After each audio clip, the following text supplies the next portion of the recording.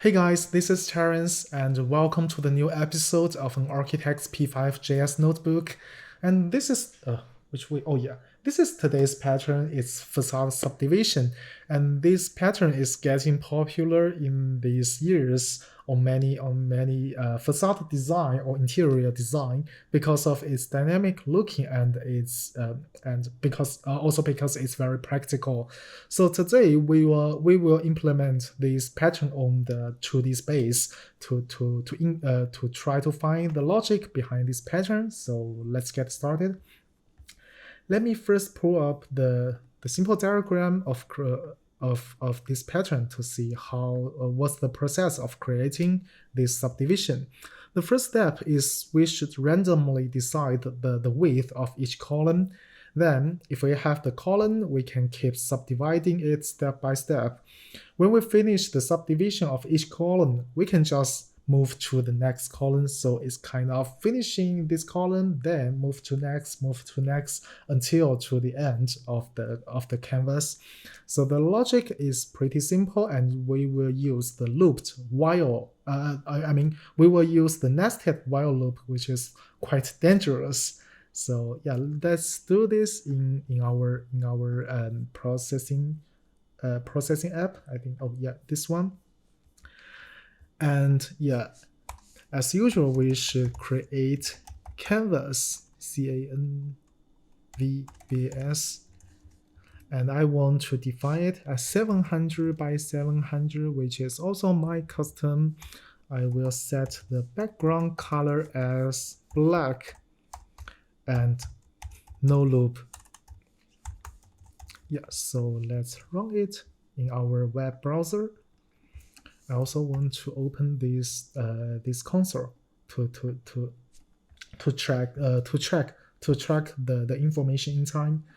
So the first thing we should do is we need to provide, just as here, we need to provide the minimum and maximum possible width of the possible minimum and maximum width of each column, and also the minimum and maximum possible height of each row. So we need to define this value at the beginning of our code. Just above this setup function, we should say constant variable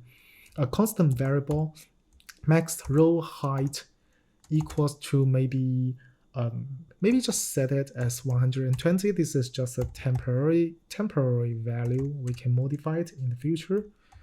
We can say minimum row height equals to 30. The maximum column width equals to 80, and the minimum column width equals to 20. So we have all the values we needed. We can just start coding. Yeah, I think maybe we still need to create an empty list, but yeah, let's see. We don't need to do it for now.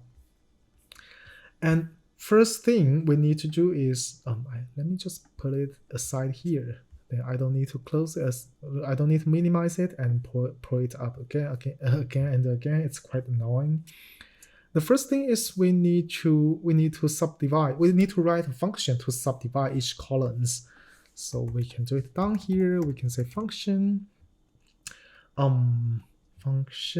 subdivide column divide column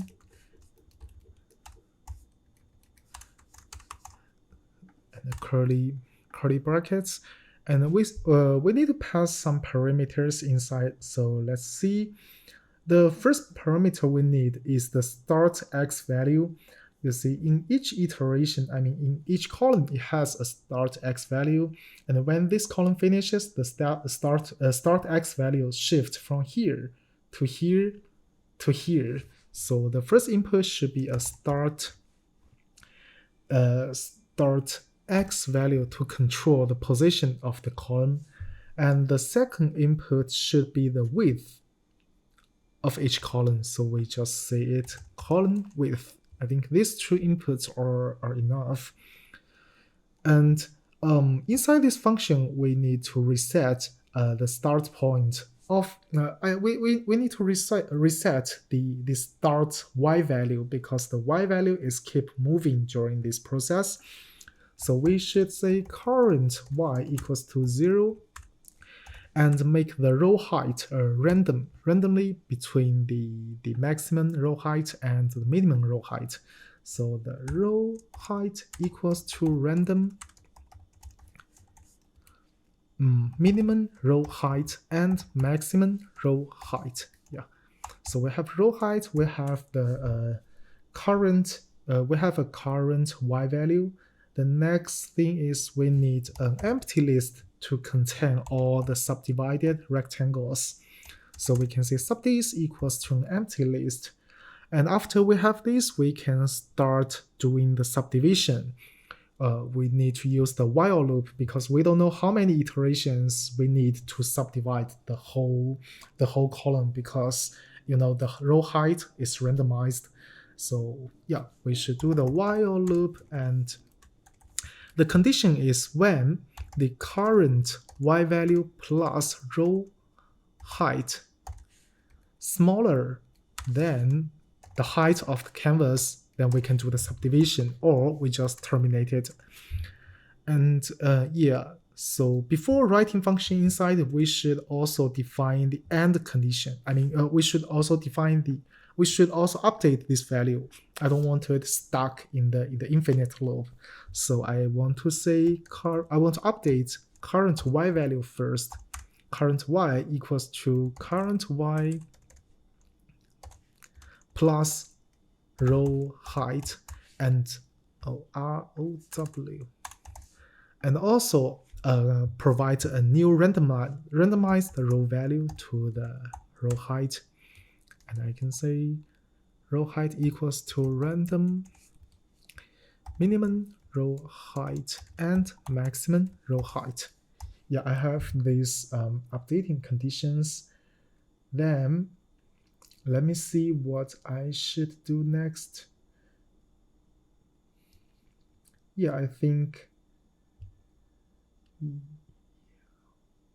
I can just start to do the subdivisions.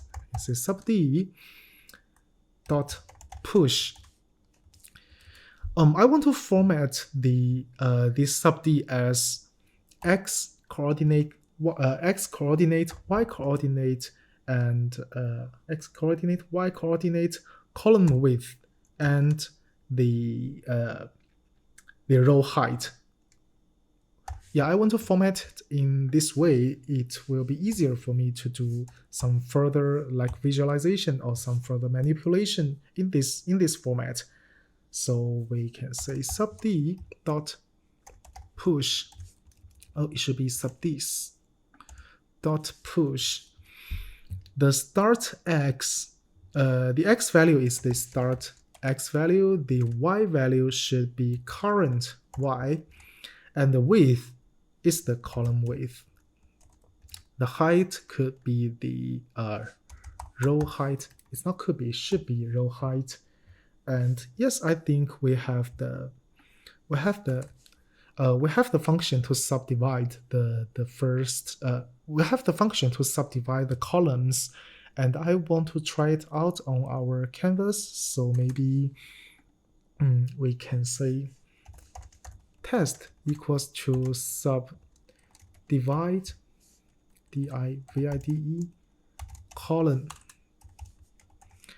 Maybe this time we can just say it start x as 0. We want to start from this point, and the row column width could be just set it as 30, and console.log to see can we get a correct result. Oh, I should return subd here. Subd is here. Yeah, and refresh it. And here I can see I got maybe 9 rectangles, so let's visualize it. But before that, I want to fix the random seed. I'd like to set the random seed as 100, so the pattern will not change every time I refresh it. And here I will visualize those rectangles. I can say test.map.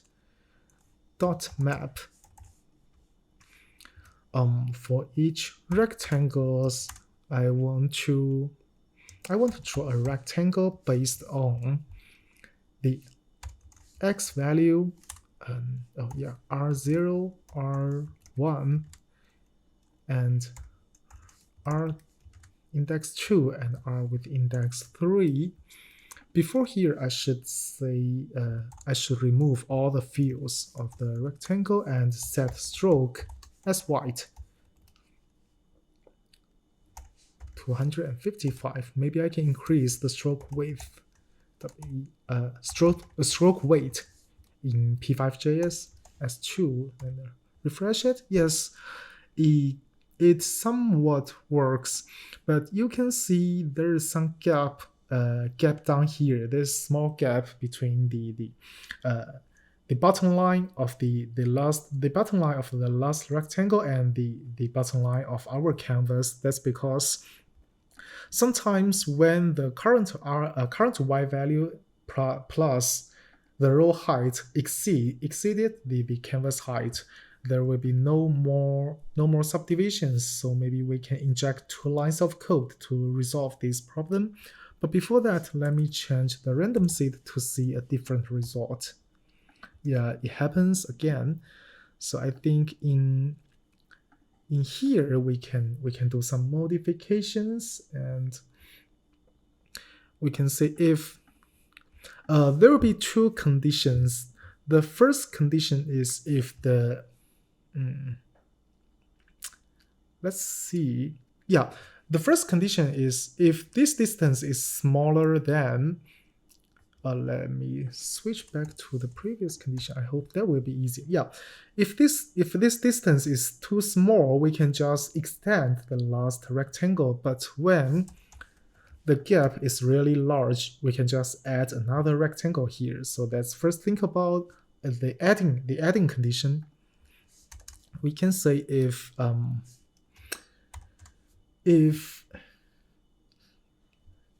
height is subtract if the height minus current y, if the height minus current y is larger than minimum row height. Yeah, this condition should also wrapped by a parenthesis. If this condition is true, we need to append a rectangle at the end of the list. So we just need to subdis.push a new rectangle which starts from current y. Oh, sorry, it should be a list, and the first value is start x, the second value is current y, the third value is width, is column width. There's no change here, but the last value should be height minus current y. And let's see, does this work? Yeah, it works, but I don't think it works in this condition, is it? Yeah, it doesn't work because this distance is smaller than the minimum row height. So we should think about this condition. Yeah, as we mentioned, because this distance is too small, if we inject another rectangle, that will make the last rectangle very narrow. And this time we just need to extend the height of this rectangle, that the bottom line of the rectangle touches the bottom line of the canvas.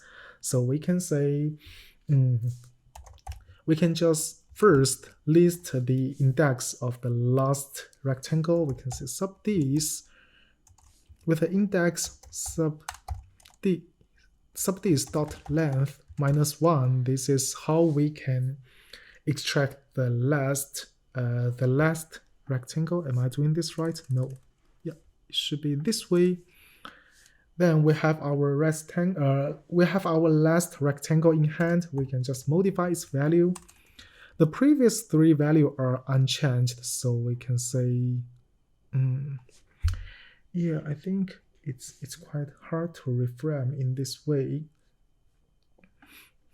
So I can just say let the last rectangle equals to this one.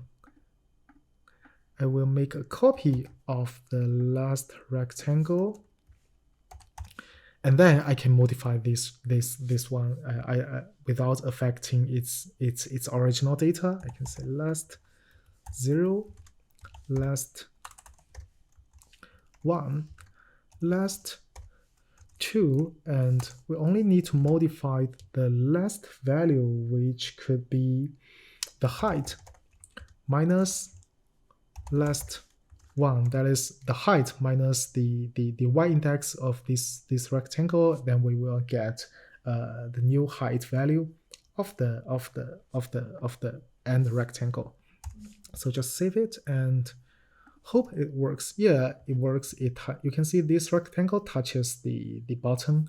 So we basically finished the subdivision of the columns. Then we need to apply this subdivision to all of the columns, all of the following columns.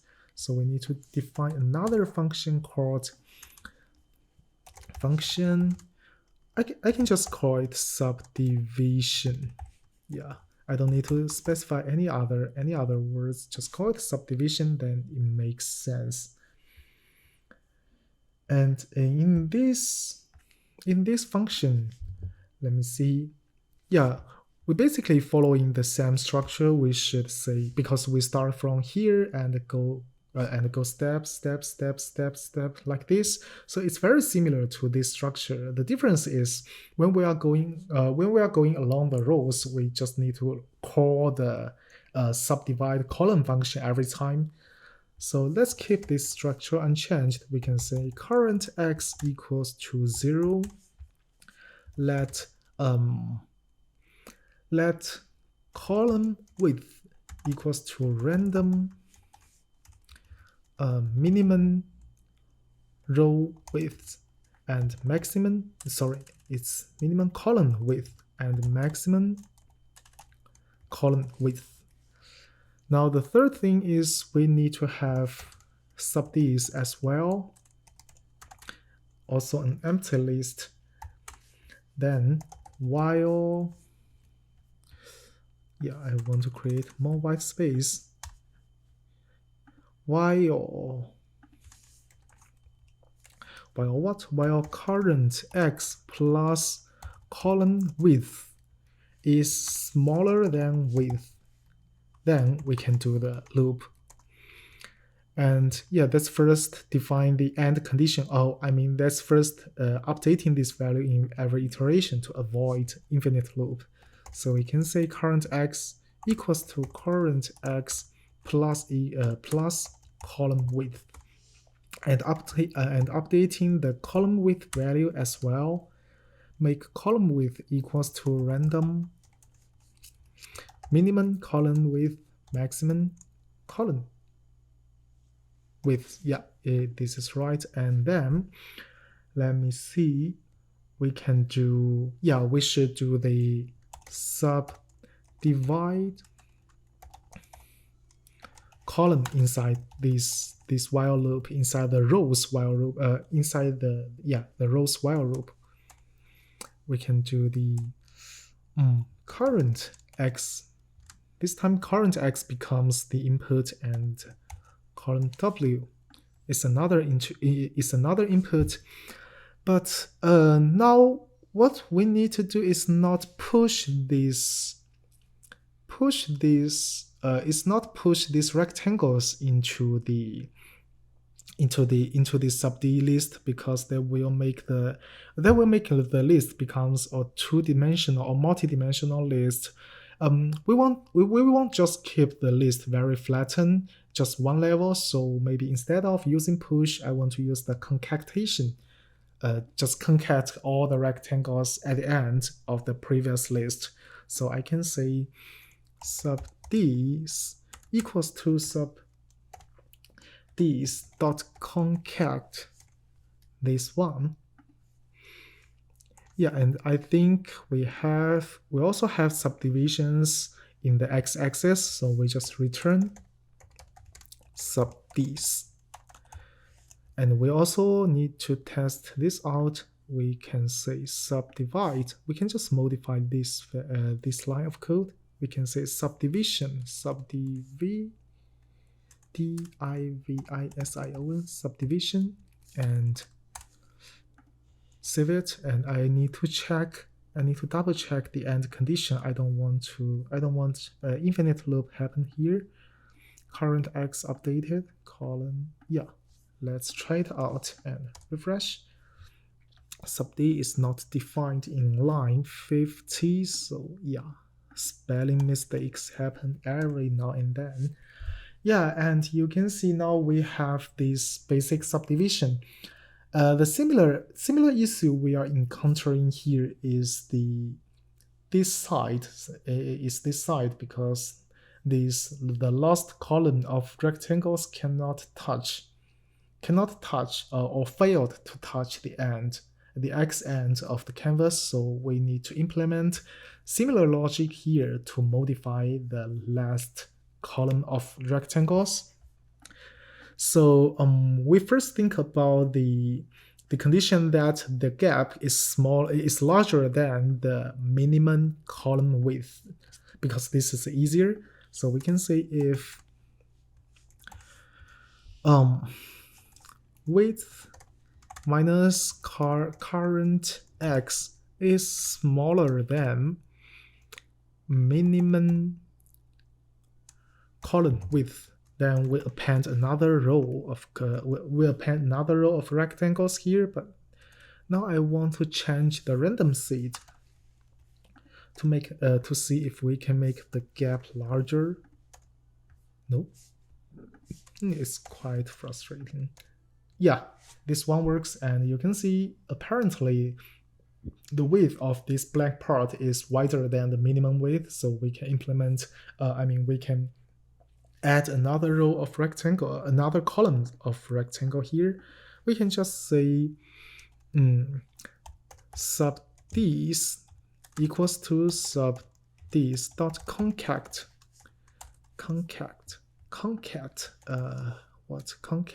another subdivision of the whole column. So here should be a function called subdivide column with the current x and the column width should be the canvas width minus current x value, I think. Let's try it out and refresh it. No, it's not working. Let me see what's going on. Oh, sure. It should be larger than instead of smaller than. Yeah, and you can see we fill this gap. Now we need to think about another condition, which is if the gap is smaller than the minimum column width, I want to change the random seed here, switch to one of the previous condition, like here. And in this condition, we don't need to inject a new column of rectangle because it's too narrow. What we need to do is we can just extend all the rectangles in this column to make it touch another side of the canvas. And it's quite different from what we did previously, because in this one, we just manipulate every single rectangle, but in this condition, we're manipulating a whole list of rectangles. So we can actually use the map function of the JavaScript's map function that will make our life much easier. So we can say subds.map. We go into each of the rectangle and map it with a new value. We can say subds.map. Say a rectangle with an arrow function. We call it if the rectangle 0 plus rectangle 1, that means if the let me just check. No, it shouldn't be index 1, it should be index 2.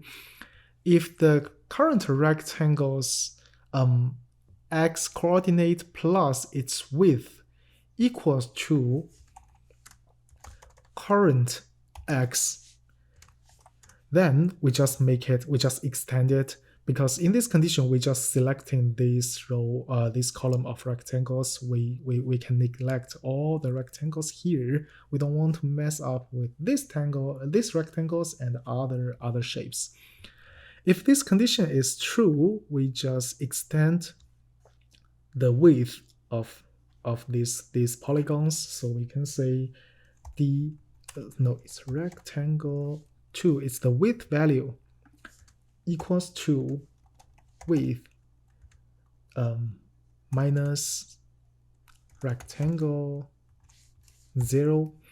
Else we keep things unchanged. We just say rectangle 2. And I think this is a shorthand of the if condition in JavaScript. It reduces the size of the code and will make the code looks pretty clean, but maybe it's a little bit hard to understand. So you guys can refer to Mozilla to check how this shorthand works. So let's refresh it, and you can see all the rectangle now touches the size. And yeah, I think this is I think we have all we want in the facade subdivision.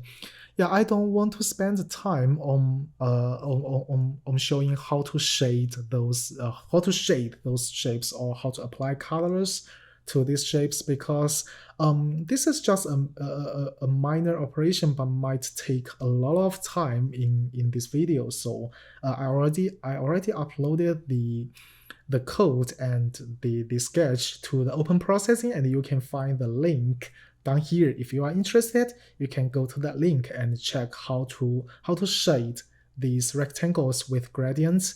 So yeah, that's it for today's video. Thank you so much for watching. Bye bye.